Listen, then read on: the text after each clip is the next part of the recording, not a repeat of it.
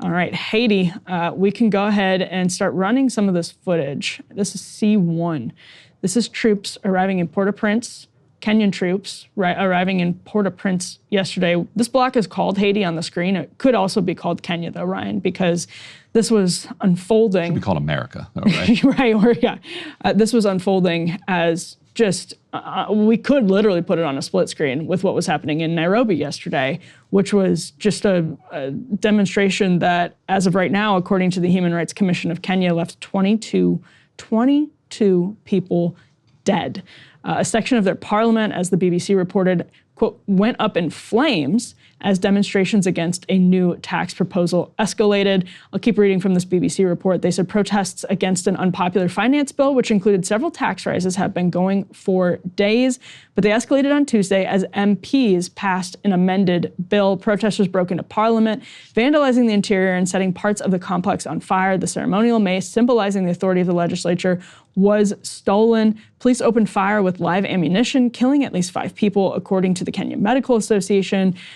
This is a quote from 24-year-old named Derek, who told the BBC, there are some things that are hard to understand, like how can you impose a 16% tax on bread? How can you tax sanitary pads? That was a reference to proposals that were in the original bill that fueled some of these protests. We should, of course, note that this is the troops that landed in Port-au-Prince yesterday, the Kenyan troops that landed in Port-au-Prince yesterday, it's absolutely part of a U.S.-backed scheme to basically, I mean, we don't know how it's going to end. We can probably guess how it's going to end, but to engineer the preferred outcome of the United States in Haiti. And it comes as a pretty important time in Africa for the United States. They just gave them what the first sub-Saharan African country, Biden, did. He designated them a major non-NATO ally right around the same time that these negotiations over Haiti are happening.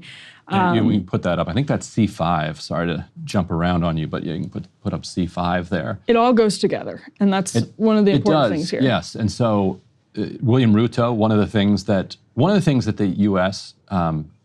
Dangles in front of foreign leaders in exchange for things that they want is a trip to Washington. And William Ruto accepted that trip to Washington. He was here very recently. One of the things that they announced was that they're going to name Kenya as this major non-NATO ally. They announced some debt forgiveness and some other schemes that are supposed to make Kenyan leaders happy. Coincidentally, William Ruto is one of the first people, if not the first people, ever charged by the International Criminal Court for war crimes, for a slaughter that he was allegedly heavily involved in. They eventually dropped those charges, and now he's president of Kenya. Kenya has also been doing all sorts of very weird pro-U.S. stuff. Weird in the sense that it doesn't fit with kind of what the politics of the region might indicate. They're the only country there that joined our kind of anti-Houthi coalition. Right. And you'll often see, if you look at that giant UN billboard when, let's say there's an Israel-Palestine vote and the entire world is voting one way, and there's like countries you've never heard of that are like Pacific Islands, and the U.S. are voting the other way, Kenya will be there with them too. Yeah. Like, what the heck's going on here with Kenya? You can also, if you want to go down a rabbit hole, go check out Kenya's election, in which Ruto won in a very, very scandal-plagued election by like 0.1% or something, with all sorts of anomalies and all sorts of allegations that it was rigged, and that the U.S.'s preferred candidate, Ruto, came out on top despite not having actual majority support.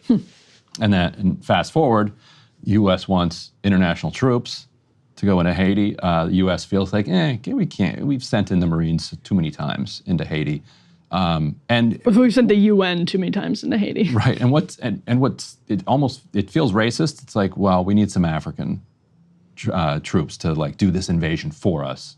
Who can help us out? Oh, we've been doing a lot of favors for Kenya. Kenya will do this. It's very unpopular in Kenya. This invasion is extremely unpopular. They had to pay the Kenyan troops, I think it's reported they're getting paid an extra $1,500 a month on top of their salaries. Oh, that's right, I forgot. Which is which is only further fueling resentment in Haiti, because Haitian police officers aren't even getting paid. Right. Like they haven't been paid in months at best. Yeah. And they're like, wait a minute, but you're paying them 15, the average, Haitian police officer makes a tiny fraction of that. Mm-hmm. And, there are reports that the base that the U.S. built for these Kenyans isn't really ready yet. And then the question is, what on earth are they going to do? Like, what do we think a couple thousand foreign police officers are going to do in a situation that is completely out of control? Mm-hmm. Like what? Like it literally makes no sense. Like what is the goal here? Like, in other words, so they set up this presidential council in a hotel room in Jamaica. Right. That presidential council took a bunch of resumes. Which is, we've seen the same thing play out before. Yeah, they took a bunch of resumes. They took 60 resumes from people applying to be prime minister. Yeah. They narrowed it down to 5. They did a bunch of interviews. And then they picked a guy from UNICEF to be the prime minister of Haiti. That's not a political solution that has the buy-in of the Haitian people. Right. You have the buy-in of the United States and maybe UN. And some elements of the Haitian elite, which were jockeying and lobbying and pressuring to try to get their preferred prime minister outcome. But prime minister of what? Like of a handful of Kenyan troops or police officers, not troops. So, and this is also in the context of, some people describe it as a kind of second scramble for Africa. Russia and some sort of radical Islamic efforts to capture different countries. The United States is trying to keep some of that at bay, is trying to maintain its power with China as well. And so that's where you see Kenya becoming especially important to the United States. Kenya is in a lot of debt. They have to pay, like us, a lot of interest on their debt. That's where— Unlike us, it can't just have the Federal Reserve handle that. Right. Yeah. And so that's where the sort of financial squeeze pushed people into the streets. Let's actually roll C2, because Barack Obama's half-sister was on CNN, was being tear-gassed on CNN, reportedly. Let's roll this footage, C2. Come speak to us. I live on CNN. Why are you here today? I'm here because look at what's happening. Young Kenyans are demonstrating for their rights. They're demonstrating with flags and banners. I can't even see anymore. They're being tear-gassed. They're being We shall not be intimidated. This is our nation. We have to be